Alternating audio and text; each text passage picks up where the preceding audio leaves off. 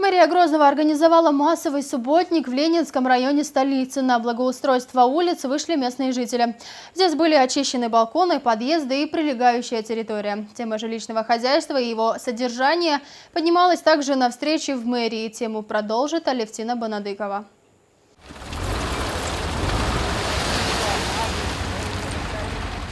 Здесь звук техники заглушает детский смех. Пыль и строительный мусор как последствие ремонта многоквартирных домов и прилегающих к ним территорий на Олимпийском проезде. В рамках исполнения поручения главы Чечни Рамзана Кадырова специальная техника практически круглосуточно справляется с недостатками. Большой объем работы уже, как говорится, за плечами. Это ремонт балконов, покраска и побелка фасадов домов, вывоз мусора и сухостоя. Главой Чеченской республики героем Рамзаном Ахматовичем Кадыровым было дано задание привести данную улицу в надлежащий вид.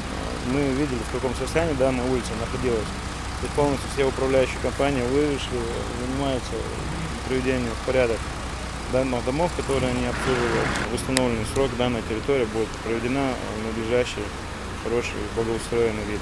Вот такую своеобразную вахту по уборке города тут же подхватили жители соседних домов, а точнее коттеджей. Все там же, на Олимпийском проезде. Здесь бордюры красили в яркие желтые и зеленые цвета, подметали улицы и просто приводили в порядок участки земли под балконом. Чистота – залог здоровья, шутили жители и спешили убрать то, что вовсе не радует глаз. В соседних коттеджах проводятся субботники, все соседи вышли и дружно работали. Поэтому мы тоже решили на нашей улице, в нашем коттеджном корпусе провести такой же субботник.